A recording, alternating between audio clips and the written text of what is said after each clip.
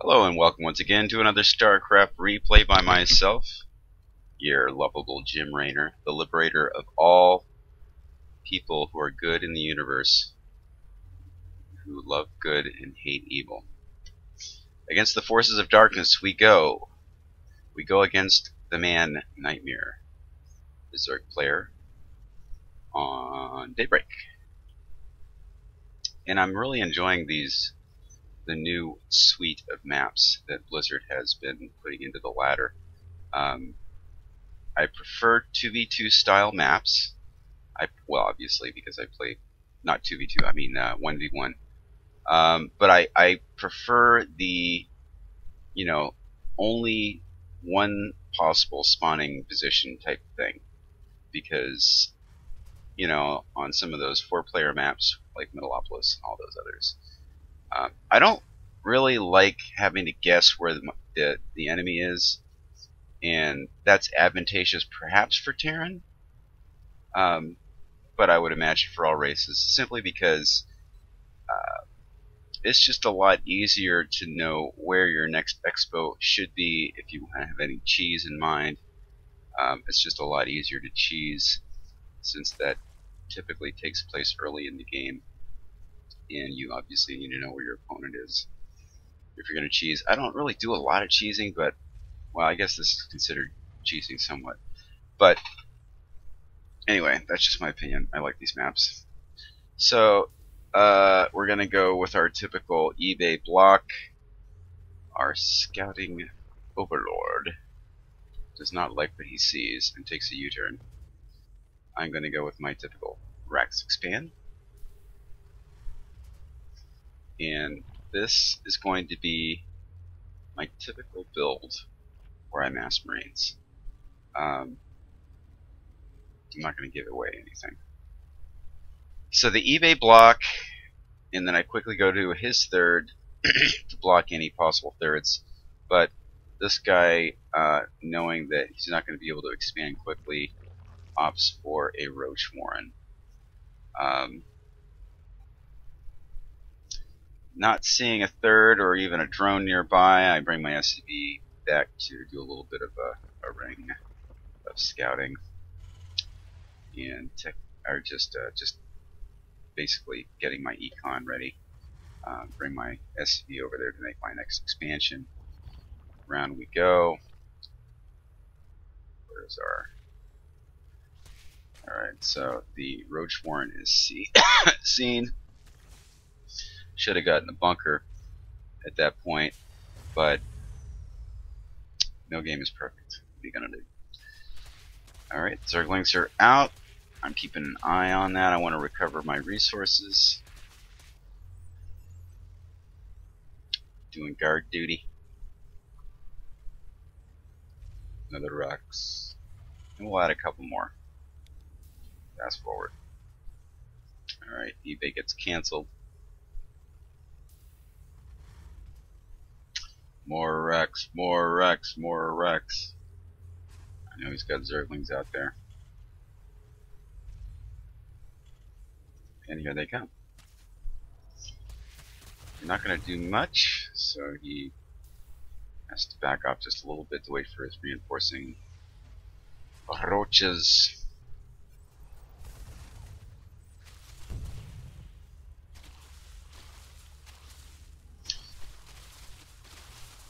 I wasn't terribly worried, even though I should have been. I was actually feeling pretty good. My thinking was, alright, he had to sacrifice an awful lot of resources to get all those roaches, and if I can hold this off, the game is in the bag. And I did. Just a little bit of SCVs. I always make sure that I saturate that second as soon as I can, just so if I need to pull SCVs to the front line, I can do that. One bunker for insurance. He's already going for a third. This is a gold level player, as I am also. I did bump up the platinum on my main account, but just barely. I consider myself a gold player.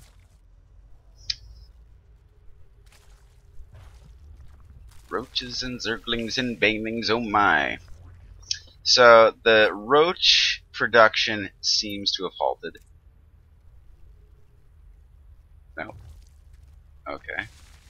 Because I don't remember seeing a lot of those guys. He seems to have halted them for now anyway. And we got some banelings. Got some upgrades, the metabolic boost. Oh, that should have been done a long time ago. So that was my point. When seeing those roaches, I thought, okay, he's got to be, you know, fairly well behind in the overall meta game, in the econ game. What am I saying? The macro game. That's what I meant to say. Meanwhile, I'm getting my 1-1s. Gonna get my factory. And more zerglings for him, and a hydralisk den. This is a fairly peculiar unit composition. Arguably a newbie unit composition. Whenever I see roaches and hydras as the unit composition, I always think I'm either playing a computer or a very inexperienced human. But there you have it. Maybe hydras will make another debut in Heart of the Swarm. We have yet to see. Alright, so my greediness overcomes me and I build a third. Well, actually, that's not really greedy. 13 minutes, that's just about normal. Alright, so I send just one little scouting marine. May as well slow it to regular speed. I send one scouting marine just to check his possible expansion there. And I float my factory. Gotta do some scouting. And I thought after the fact, you know, why don't I do what overlords do? And just park that factory right here. I didn't do that, but I thought about that after the fact. I think I'll use that as a strategy. Hey man, overlords can't have all the fun. There's so many good overlord positions on this map. All these weird squares are perfect. Got them here and there and everywhere.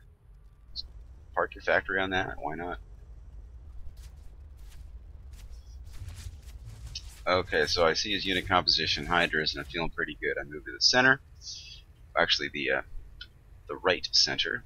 Grab the tower, and I'm thinking expand here. This is a rich. Is this a rich? No, it's not. I thought it was a rich Vespine gas. It must be a different map that I saw it on. Or it might have been Cloud Kingdom. I can't recall. Anyway, I'm going to expand here. Next. And I've got a PF down there, very well saturated. Got some turrets. It's going to take an awful lot of resources for him to take that out.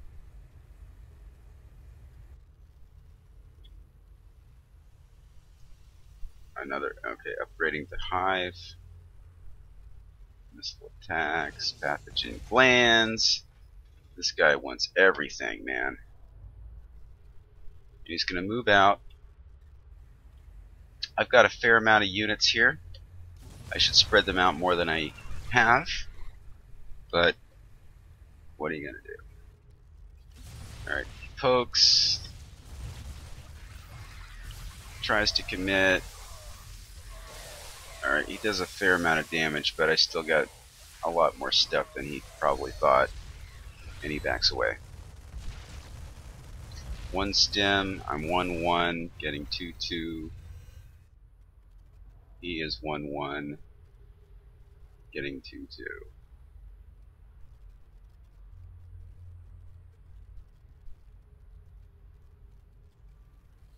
Alright. One thing I noticed on the replay, I did actually watch this from his point of view before casting it.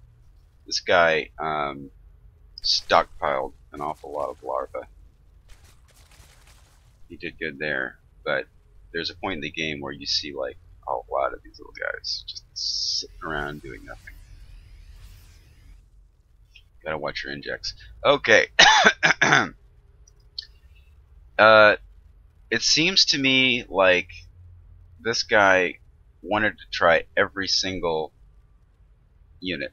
And I played games that way, where I thought, wouldn't it be fun if I tried to make at least one of every single possible unit you could make as a Terran? Of course, it doesn't really work because you're investing so many resources into just all the structures that are required, and unless you concentrate on one particular unit composition in a finite way, then you're screwed. You can't really play that way in the metagame. But it's apparent to me that maybe he was trying to do something like that, or he just was indecisive. But he's just got everything. He's got infestors, mutas, roaches, hydras, lings. Of course, he always has queens. And you see some of these ultralisks later in the game as well. So that's okay, man. All I need is my marines and marauders and my medvacs. Don't need no stinking ghost. Don't need no anything. Just concentrate on my bio upgrades. 3-3 on the way. My playstyle in a game like this is macro, macro, macro, macro. And then at a point where I'm capped at 200, 200, that's when I start moving out. And we're about there. Probably not going to wait for 3-3. It takes so bloody long. And I know that it's probably time for me to start, getting my army replaced and taking out his economy. And a single, very brave Marine comes out to do his duty. This Marine gets taken out. Too bad. But I didn't realize that he's at least on 4 bases.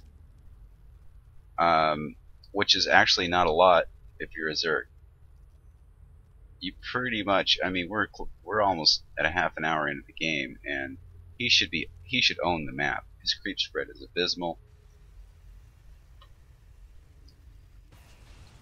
but he was just focused on getting this very comprehensive unit composition, just creating a huge ball, and his plan, I'm sure, was to just take out my ball, replace his army, and then just raffle stomp me. But okay, so I got 4 patches of dudes, and I thought, why not just load one medvac up, send him out to do some scouting, and do the same with another. Misclick there actually prompted him to come into the battle. Didn't want that.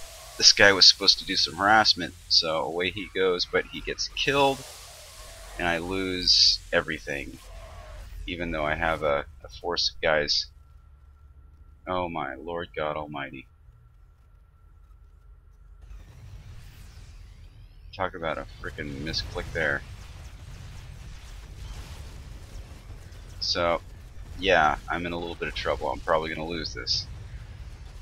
Try to mitigate the damage as much as I can. Rally my new fresh troops down at the front to try to take out these low health ultralisks. Finally I get smart and realize, okay, I gotta do something with that. Alright, you only need to breathe on that guy and he's dead.